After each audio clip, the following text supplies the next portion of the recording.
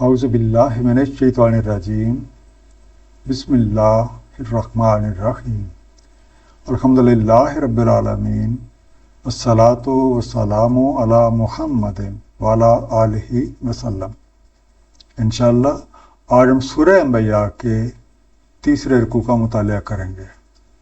اس سے پچھلے رکوع کا خاتمہ اس بات پہ ہوا تھا کہ کچھ لوگ اپنی جہالت کی وجہ سے اللہ تعالیٰ کے ان مقربین کو جو نظام کائنات کے مختلف امور چلانے پہ مامور ہیں اللہ کے بیٹوں کا درجہ دے دیتے ہیں۔ حقیقت یہ ہے کہ وہ اس کے بندے ہیں اور اس کے کسی حکم سے سرتابی نہیں کرتے۔ جو بھی کام ان کے سپرد کیا جاتا ہے وہ اسے من و عن سر انجام دیتے ہیں۔ اگر ان میں سے کوئی بھی الہ ہونے کا دعویٰ کرے گا تو اسے جہنم رسید کیا جائے گا اور کسی بھی قسم کی کوئی روح رعایت نہیں ہوگی۔ آئیے مطالعہ قرآن کا آغاز اس دعا کے ساتھ کرتے ہیں کہ اللہ تعالی ہم سب کو نبی پاک صلی اللہ علیہ وآلہ وسلم کے طفیل قرآن کریم کا صحیح مفہوم عطا فرمائیں۔ سورہ انبیاء رکوع نمبر 3 جو کہ آیات 30 سے 41 تک ہے۔ بسم اللہ الرحمن الرحیم۔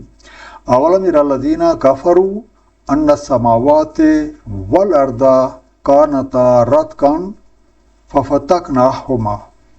کیا نہیں دیکھا کافروں نے کہ آسمان اور زمین جڑے ہوئے تھے تو ہم نے ان دونوں کو جدا کر دیا۔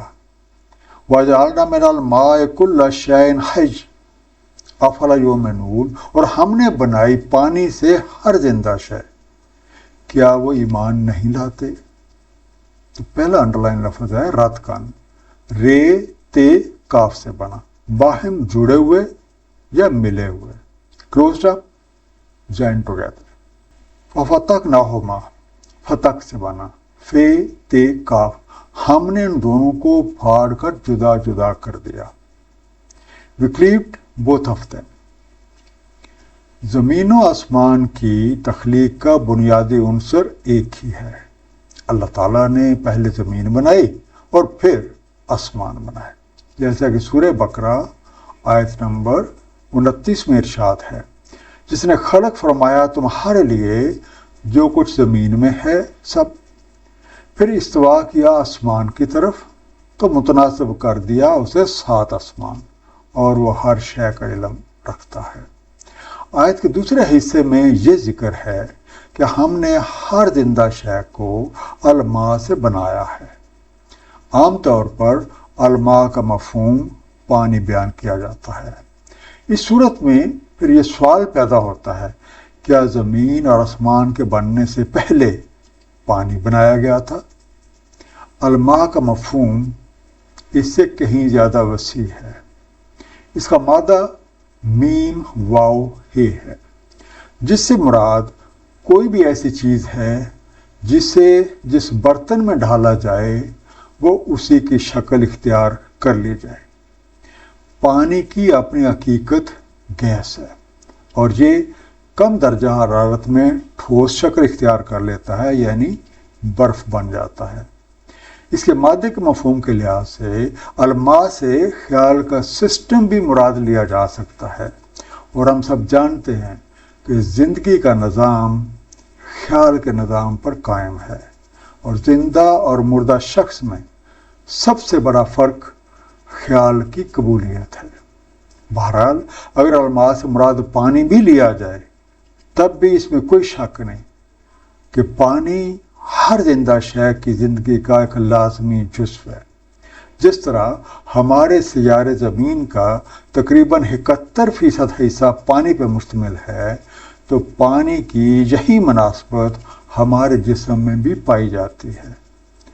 قدرت کی یہ نشانی بالکل واضح ہے، زمین اور ہمارے جسم میں پانی کی ایک ہی مناسبت حادثاتی نہیں ہے، بلکہ ایک خالق اور مالک حقیقی کے عظیم منصوبے کے تحت عمل میں آئی ہے۔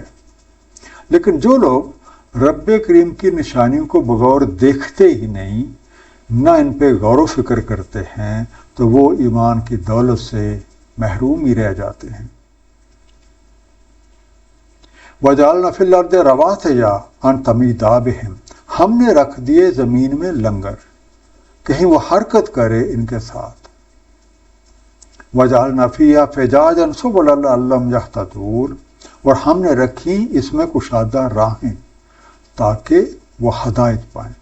وَجَعَلْنَا السَّمَاءَ سَقْفًا مَحْفُوظًا، اور ہم نے بنایا آسمان کو ایک محفوظ چھت۔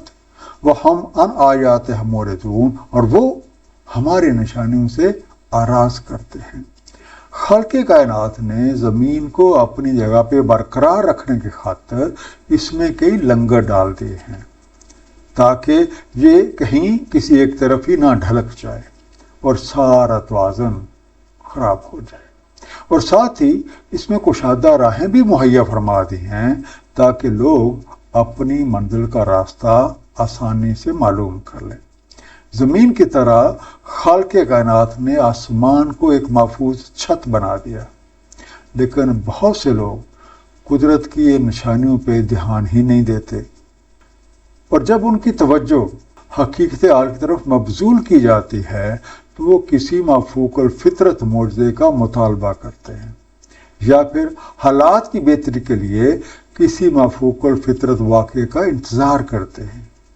ہم یہ بھول جاتے ہیں کہ زندگی حرکت کا نام ہے، اور حالات اور واقعات ہمارے ہی اعمال کا نتیجہ ہیں، اور ان کو بہتر بنانے کا قرآنی فارمولہ استغفار، توبہ اور پھر اس کا عملی اظہار ہے۔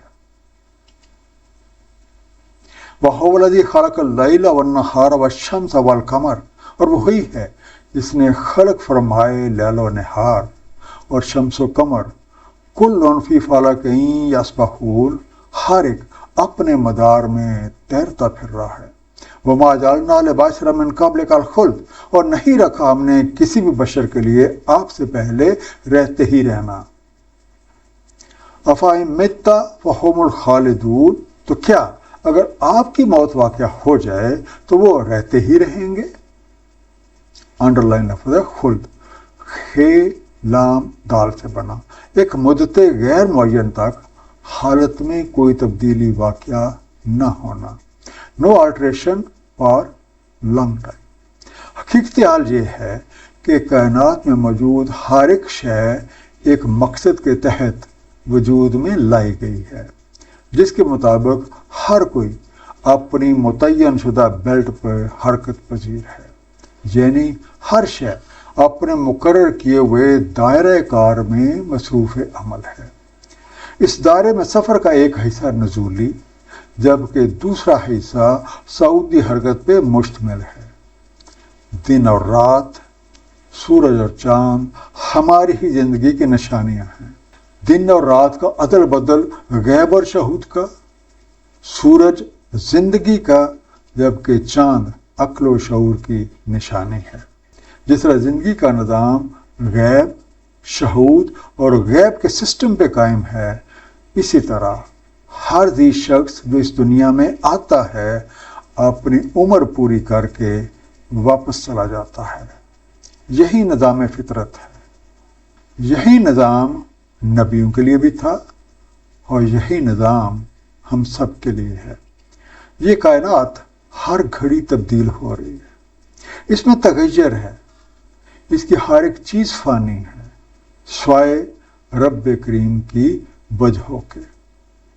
سورہ رحمان آیت نمبر 26 اور 27 میں ارشاد ہے، جو کوئی اس پر ہے فنا ہونے والا ہے اور باقی رہے گا وجہ، یعنی مجموعہ صفات تیرے رب کی، صاحب جلال و اکرام ہے۔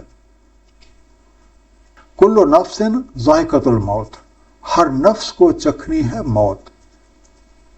وَنَبْلُوكُمْ بِالشَّرِّ وَالْخَيْرِ فِتْنَةً، اور ہم جانچتے ہیں تمہیں شر سے اور خیر سے آزمانے کی خاطر۔ وَإِلَيْنَا تُرْجَعُونَ، اور ہماری ہی طرف لوٹ کر آنا ہے۔ وَإِذَا رَآكَ الَّذِينَ كَفَرُوا أَن يَتَّخِذُونَكَ إِلَّا هُزُوًا، جب دیکھتے ہیں تم کو کافر، نہیں انہیں تم سے کچھ لینا دینا سوائے ہنسی اڑانے کے۔ أَهَذَا الَّذِي يَذْكُرُ آلِهَتَكُمْ، کیا یہ ہے جو ذکر کرتا ہے تمہارے الہوں کا؟ وَهُمْ بِذِكْرِ الرَّحْمَنِ هُمْ كَافِرُونَ، اور وہ الرحمن کے ذکر سے کفر کر رہے ہیں۔ ہم میں سے ہر کوئی پردہ غیب سے نمودار ہو کر اس دنیا میں آتا ہے، جہاں اپنی عمر گزار کے کچھ اعمال سر انجام دیتا ہے، اور پھر اس دور کے خاتمے پر ہمارا نفس مادی وجود سے محروم ہو جاتا ہے۔ نفس کی جسم سے اس محرومی کو ہم موت کا نام دیتے ہیں۔ جس طرح ہم پردہ غیب سے نمودار ہو کر اس دنیا میں آئے تھے، یہاں سے رخصت ہو کے بالکل اسی طرح سے ہم دوبارہ پردہ غیب میں چلے جاتے ہیں، جہاں پر ہمیں اپنے دور زندگی کی کارکردگی کا حساب دینا ہے، اور اس سے اگلے مرحلے کا انحصار ہماری ہی کارکردگی پر ہے۔ جس طرح منکرین حق کو زندگی کی حقیقت سے کوئی دلچسپی نہیں ہے، اور وہ اپنے خود ساختہ نظریات اور عقائد پہ جمے رہنا پسند کرتے ہیں، بالکل اسی طرح سے انہیں پیغام حق سے بھی کوئی دلچسپی نہیں ہے، بلکہ کسی بھی دائی کے کہے کا مذاق اڑانا ان کا پسندیدہ مشغلہ ہے۔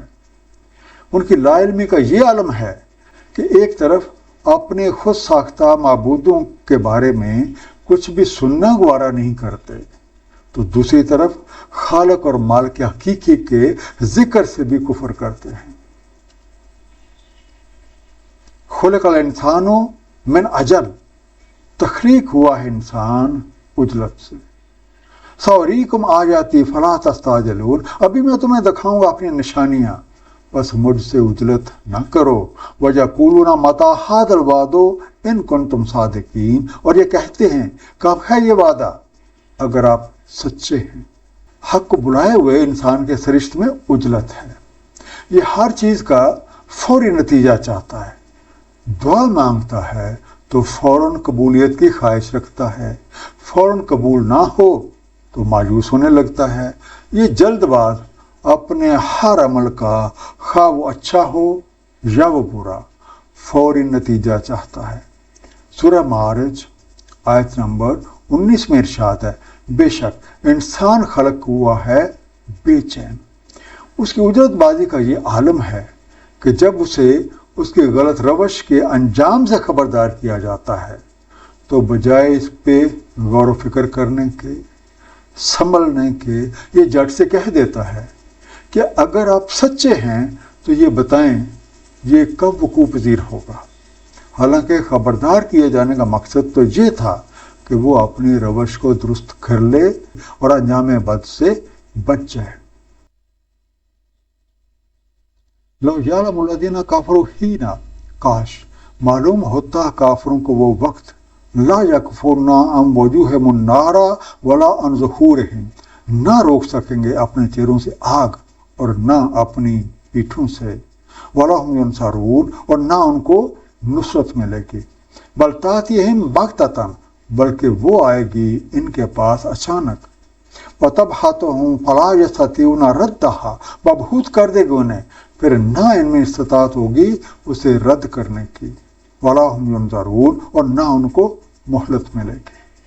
اے کاش حقیقت حال سے کفر کرنے والوں کو یہ معلوم ہو جائے کہ ملت عمل کے خاتمے پر وعدے کی وہ گھڑی اچانک آ پہنچے گی اور انہیں کچھ بھی سنبھلنے کا موقع نہ دے گی۔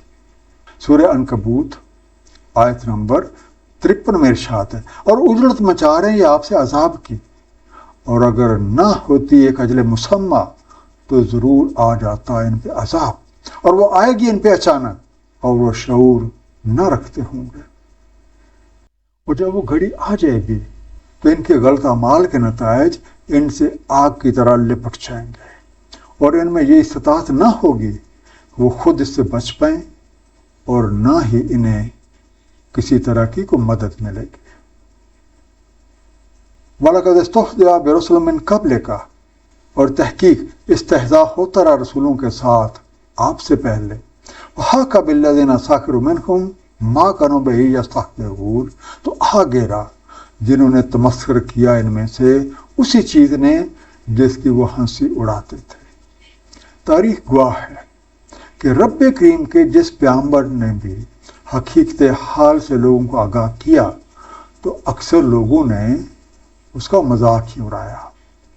ان کی یہ حرکتیں دایان حق کا تو کچھ نہ بگاڑ سکیں، لیکن ایک وقت ایسا آیا کہ وہ جن چیزوں کا مذاق اڑایا کرتے تھے وہی چیزیں حقیقت کا روپ دھار کے انہی پہ آ پڑی. سورہ انعام آیت نمبر 10 میں ارشاد ہے، اور تحقیق استہزاء ہوتا رہا رسولوں سے آپ سے پہلے بھی، تو آ گھیرا جنہوں نے تمسخر کیا ان میں سے اسی چیز نے جس کا وہ استہزاء کرتے تھے. ایک مختصر سا خلاصہ تیسرے رکوع کا. زمین اور آسمان کی تخلیق کا بنیادی عنصر ایک ہی ہے. اللہ تعالیٰ نے پہلے زمین بنائی اور پھر آسمان بنائے، اور اس نے کائنات میں ہر زندہ شے کو پانی کے نظام پر پیدا کیا. ہماری زمین اور ہمارے جسم میں پانی کی ایک ہی مناسبت اللہ تعالیٰ کی ایک بہت بڑی نشانی ہے. اس کائنات کا نظام غیب، شہود اور غیب پر قائم ہے. ہر شے پردہ غیب سے ظاہر ہو کر ایک معین عرصے کے لیے اپنا مظاہرہ پیش کرتی ہے اور پھر غیب کے پردے میں لوٹ جاتی ہے. یہی قانون سب پر لاگو ہے. نوع آدم کے ہر فرد میں اچھائی اور برائی کے دونوں رخ موجود ہیں، اور اسے ان دونوں میں سے کسی بھی طرز کے انتخاب کا اختیار حاصل ہے. اسی لیے یہ اپنے اعمال کا خود جواب دہ ہے. انبیاء کرام نے لوگوں کو اچھائی اور برائی کے انجام سے آگاہ کیا، لیکن دنیا کی چکا چوند میں غافل لوگوں نے ان کا مذاق اڑایا اور اس حقیقت کو بھول گئے کہ مرنے کے بعد ہر کسی کو اپنے اعمال کا حساب دینا ہے. اللہ تعالیٰ ہم سب کو قرآن کریم کو صحیح طور پہ سمجھنے اور اس پہ نبی پاک صلی اللہ علیہ وآلہ وسلم کی سنت مبارکہ کے مطابق عمل کرنے کی توفیق عنایت فرمائیں. صدق اللہ العلی العظیم. صلی اللہ تعالی علی حبیبہ محمد و آلہ وسلم.